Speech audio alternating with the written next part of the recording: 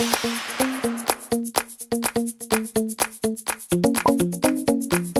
guys! Welcome back to my channel. It's me again, Jom. And kung hindi ka pa subscribe sa channel ko, subscribe ka na and click the notification bell sa baba or ma-notify ka every upload ko ng video. So for today's video, ano ko naman nababasa nyo na sa title and sa thumbnail ko na bang gagawin natin ngayon. No? So guys, I'm sure nababasa nyo na sa title and dito ko na siya gagawin actually. I-unbox natin itong padala sa atin ni Hohem, no? Hohem, let's go, no?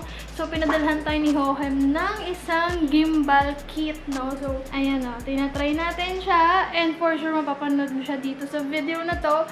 Kung ano bang itsura niya kapag gumagamit tayo ng PTF. Kung ano bang ibig sabihin nun. So, lahat yan dito, papakita ko sa inyo, guys. No? So, ngayon, ipapakita ko muna sa inyo kung ano yung laman niya, guys. Wala akong mic kasi nakalimutan ko sa bahay. Dito kasi ako sa Paranaque ngayon. And ito, guys, is from Hohem, no? So, thank you so much, Hohem, for sending me this product. Ito is yung Hohem iSteady M6 Gimbal. Kasama na tong lalagyan. Tapos pag inopen siya, itong una nyo makikita. Ayan.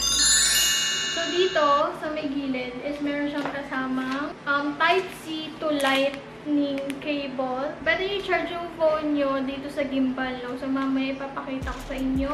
And then, syempre, ito, dito ko talaga masasabing sobrang useful ng manual, no? So, meron tayong manual. So, dito ko inalam lahat ng mga buttons, mga features ni gimbal, no? Kasi wala akong idea kung paano siya gagamitin. So, dito ko nalaman yung mga use niya. Mainit pa siya, guys, kasi ginamit ko, nag-trial ako. So, meron ditong box. Ang laman niya, guys, is yung charger ng mismong gimbal. Ito yung charger. Tapos, ito, yung mismong connection niya dun sa phone, no? So, titingnan ko kung yung phone nyo is iPhone. So, ito, meron siyang kasamang pang iPhone. And then, ito naman, guys, is kung Type-C to Type-C yung gagamitan nyo. Meron siyang kasamang tripod. So, ito yung pinaka-tripod niya. Sobrang useful nito. Actually, pwede ko siyang gamitin sa camera kasi pwede siya sa camera. Next naman, guys, is meron siyang Feel Light with AI Vision Sensor. So, maganda dito, guys, is meron siyang AI. Ayan. So, dito nyo makikita o dito nyo magagamit kapag gusto nyo sumusunod sa inyo yung mismong gimbal. So, ito na mismo yung iSteady M6. Sobrang bigat niya, guys. Pero okay lang kasi pang professional. Pang ano naman siya, pang heavy duty naman. So, ngayon lang ako, first time ko magkaroon ng ganito, no? So, thank you so much, Hohem, sa pagpaparanas neto. Sobrang daming features, sobrang daming use neto, no? So, kailangan mo lang aralin talaga na nandito sa may manual. Kasi dito nyo makikita lahat, as in yung buttons, kung ano yung actions na gagawin nyo para mapaganan yung isang ganitong features, no? So, dito lahat sa manual. So, hindi pwede itong mawala. Kaya, inaral ko siya. Kasi meron din siya mga modes description. Para mapagana to, kailangan mo mag-download ng Hohem Joy. Lahat naman ng instruction kung paano siya gamitin is nandun na sa may manual. So, una niya sasabihin sa inyo is i-download nyo tong Hohem Joy. Ayan. Kailangan nyo i-connect sa Bluetooth, tapos dun nyo gagamitin yung mismong camera. Ilang araw ko pa siyang inaral, no? Kasi syempre may mga tilt o mga nakalock pa siya bago gamitin. Actually, pwede siyang landscape, pwede siyang portrait, pero ang pinagpa-practicean ko is yung pang landscape, no? Nakalock pa to, guys. Ito, to. Ayan. Kita nyo? Galaw-galaw na siya. And then, ito, guys, yung sa may likuran, kailangan din siyang i-unlock. So, bababa ko lang. Yan. Then, kapag in-on mo na siya dito sa may gilid, press lang siya hanggang sa lumabas yung Hohem na logo. So, automatic na siyang gagana. So, kailangan lang i-double press to para umayos yung camera niya. Amazing! Kasi minsan may sarili siyang mundo, guys. So, ngayon, guys, meron siya naka-PTF siya. So, ano yung ibig sabihin ng PTF? Pan and tilt follow. Ang pinaka-difference lang niya is yung ditong part, ito, tsaka ito mismo. So, kapag pan and tilt follow, kita nyo yung cellphone, ganyan lang.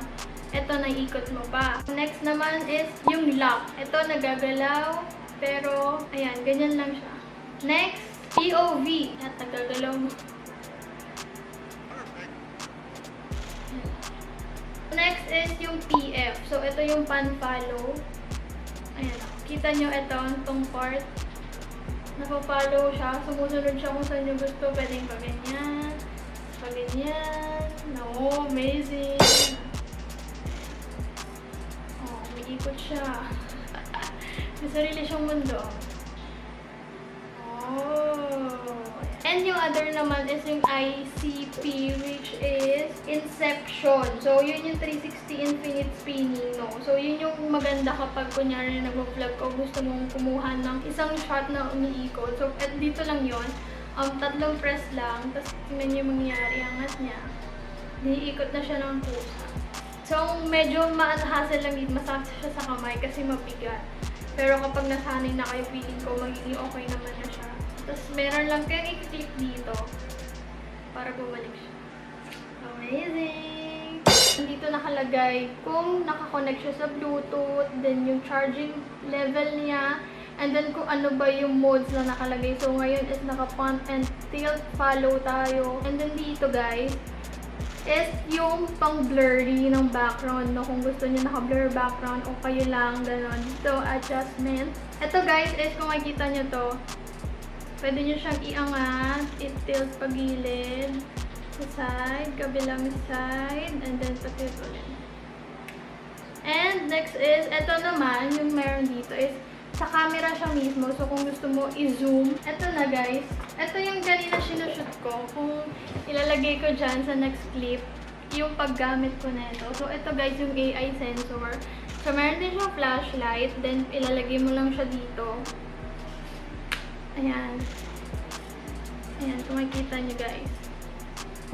Tapos, i-on nyo lang siya. Ilalagay ko na lang yung clip kasi nakapag-shoot na ako nung gamit ko siya. So, ayan yun. Makikita nyo, susunod lang sa akin yung mismong camera. So, kapag ginanto ko, kailangan symbol kang ganito para ma-access mo yung AI niya. And then, ganito naman is pag in-stop mo na. Nakaganyan siya guys. Follow siya sa'yo.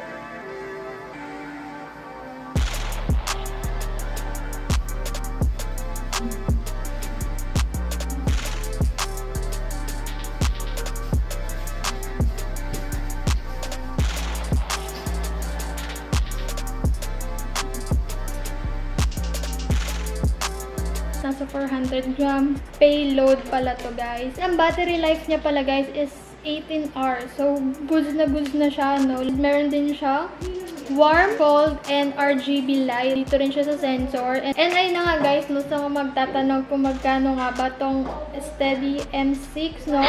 So, this is worth. So far, so good. Na-try ko na siya. And for sure, sa mga next video ko, itatry ko ulit siya. Ipapakita ko sa inyo kung ano yung kagandahan kapag meron kang gimbal. And ayun na nga guys, I hope you like this video. Give me thumbs up kung nagusto tong video ito. And comment down below if you have video requests or suggestions pa na gusto mapanood sa channel ko.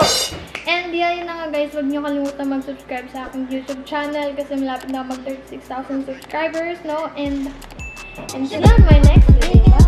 Bye!